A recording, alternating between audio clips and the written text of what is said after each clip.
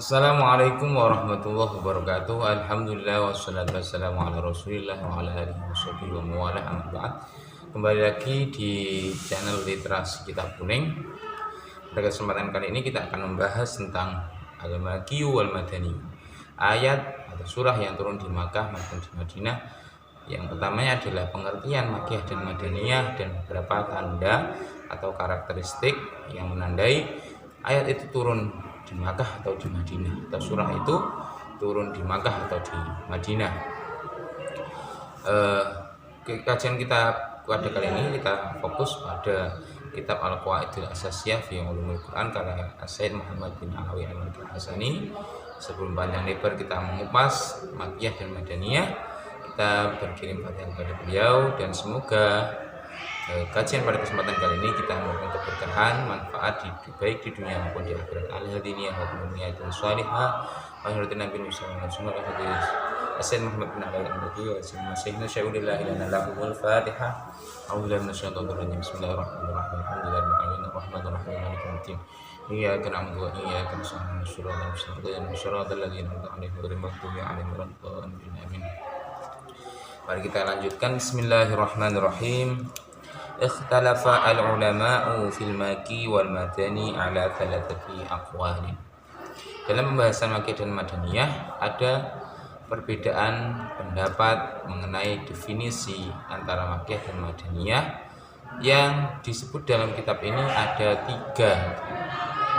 tiga pendefinisian yang menjadi titik tolak perbedaan itu, di mana itu kita masuk dalam kajian ini. Pendapat yang pertama mengenai definisi Makkiyah dan Madaniyah, asyhuruha annal Makkiyah ma nazala qabla al-hijrah wal Madaniyah ma nazala ba'daha. Pendapat yang pertama itu mengatakan bahwasanya pokok ayat atau surah yang turun sebelum hijrah, perpindahnya Nabi dari Makkah ke Madinah, disebut dengan Makkiyah atau Al-Makki. Sedangkan ayat yang turun setelah hijrah, setelah Nabi berpindah dari kota Makkah ke Madinah, maka disebut dengan ayat Madani atau Madaniyah.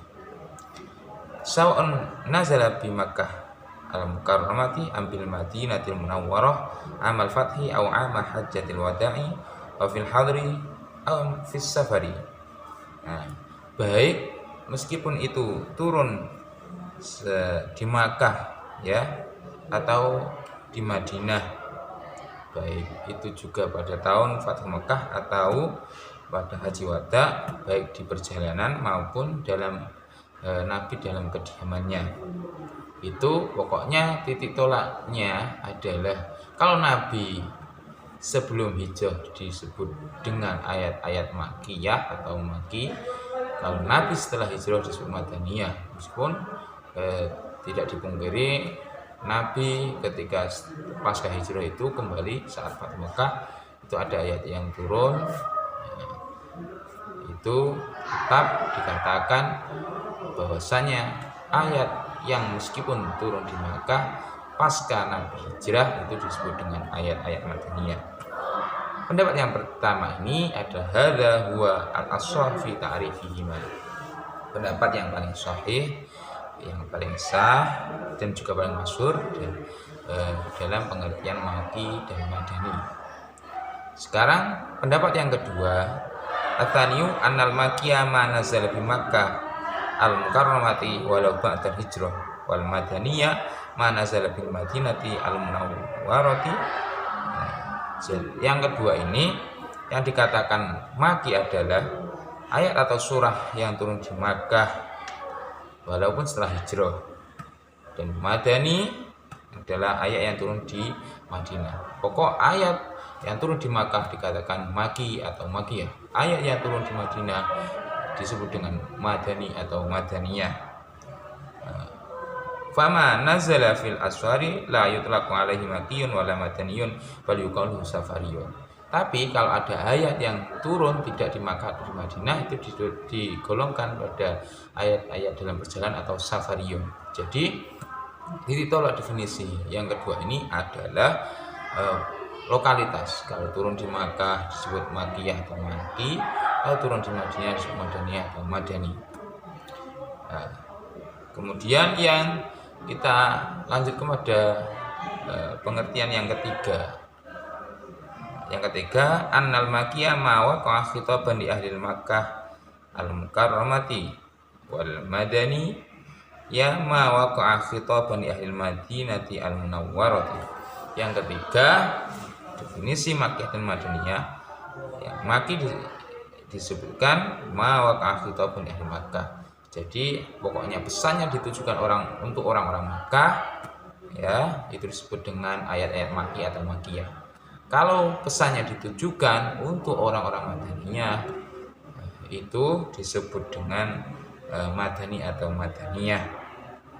Jadi dari beberapa definisi yang disebutkan dalam kitab ini yang sudah kita bacakan tadi, pengertian masing-masing pengertiannya, itu ada perbedaan pendapat yang cukup signifikan yang membedakan antara satu definisi dengan yang lain. Paling utamanya ada titik fokusnya. Pada pengertian pertama, titik fokusnya adalah hijrah. Kalau sebelum hijrah disebut ayat makiyah, kalau setelah hijrah disebut ayat madaniyah. Pada definisi yang kedua, titik tolaknya adalah lokalitas. Kalau turun di Makkah disebut dengan ayat makiyah, kalau turun di Madinah disebut ayat madaniyah. Dan sedang yang ketiga, titik tolaknya adalah unsur pesannya ditujukan pada siapa, fokus pesannya. Kalau ditujukan untuk orang-orang Makkah berarti ayat makiyah, kalau fokus pesannya ditujukan untuk orang-orang Madinah disebut ayat-ayat madaniyah. Nah, kita setelah membincangkan beberapa definisi di atas tadi, kita perlu untuk mengetahui tanda atau karakter yang dapat menjadi penanda, menjadi karakteristik. Apakah ini turun di Makkah, ayat ini turun atau surah ini turun di Makkah atau di Madinah? Ada beberapa penjelasan di sini. Waqad dzakara al-ulama'u lil maki wal madani alamatin. Para ulama itu menyebutkan beberapa tanda atau ciri khas ayat yang turun di Makkah itu seperti apa dan ayat yang turun di Madinah itu seperti apa. Nah, di antaranya yang pertama, anakula suratin fiha ya ayyuhan nas wa laysa fiha ya ayyuhalladzina amanu fa hiya makiyatun. Wa fi suratil haji ayatin fihi khilafun. Ayat yang atau surah yang di dalamnya ada kalimah ya ayyuhan nas dan tidak ada kalimah ya ayyuhalladzina amanu, maka disimpulkan di situ adalah ayat yang turun di Makkah atau tergolong makiyah. Meskipun di dalam surah Hajj itu ada beberapa ayat yang diperselisihkan.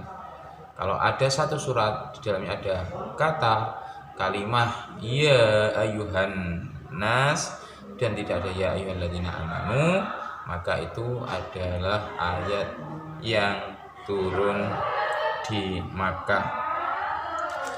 Di antaranya yang kedua, di antaranya lagi, wa minha annakula suratin fiha kullan fahiya makiyatun.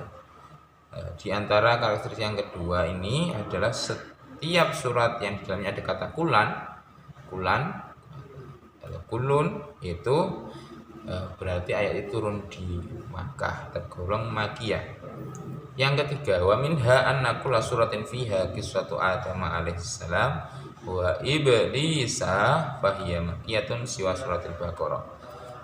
Yang ketiga ini tanda surat itu turun di Makkah atau di Madinah. Setiap surat yang mengisahkan Nabi Adam bersama iblis itu disebut dengan surah yang tergolong dengan makiyah, turun di Makkah, kecuali surah Baqarah. Kita ketahui surah Baqarah itu turun di Madinah. Selanjutnya di antaranya lagi, ini yang keempat berarti ya, wa minha annakula suratin fiha dzikrul munafiqin fahiya madaniyatun siwa suratil ankabut. Setiap surat yang menyebutkan kisah orang-orang munafik, yang membahas tentang orang-orang munafik, maka itu pasti ayat yang turun atau surah yang turun di Madinah.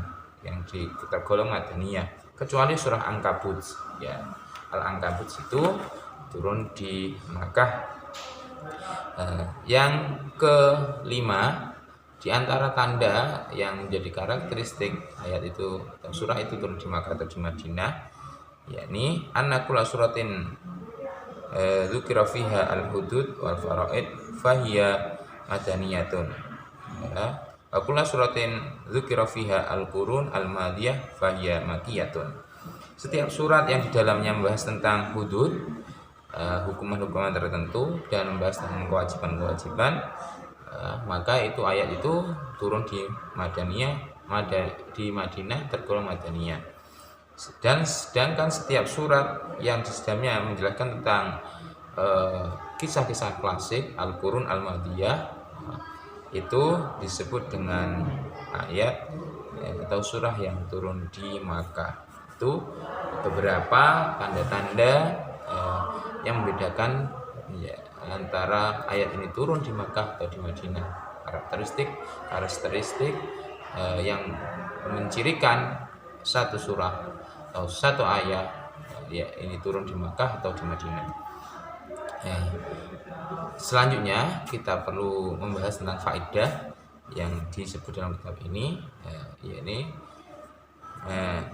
nazalat bil Madinah al-Munawwarah tis'un wa isruna suratan. Ada 29 surah yang turun di Madinah, yakni Al-Baqarah, Ali Imran, An-Nisa, Al-Maidah, Al-Anfal, At-Taubah, Ar-Ra'd, Al-Hajj, An-Nur, Al-Ahzab, Muhammad, Al-Fatih, Al-Hujurat, Al-Hadid, Al-Mujadalah, Al-Hasyr, Al-Mumtahanah, As-Saff, Al-Jum'ah, Al-Munafiqun, At-Taghabun, At-Talaq, At-Tahrim, Al-Qiyamah, Az-Zalzalah, Al-Qadr, An-Nasr dan Muawwidhatani, Al-Falaq dan An-Nas. Selain itu ya, bikai surah nuzilat di Makkah wa huwa khamsun wa thamanuna suratan. Selain surah yang saya sebutkan tadi ada 29, itu berarti masih ada 85 surat yang diturunkan di Makkah. Yang 29 tadi di Madinah, yang 85 turun di Makkah. Karena jumlah total dari surah itu ada 114.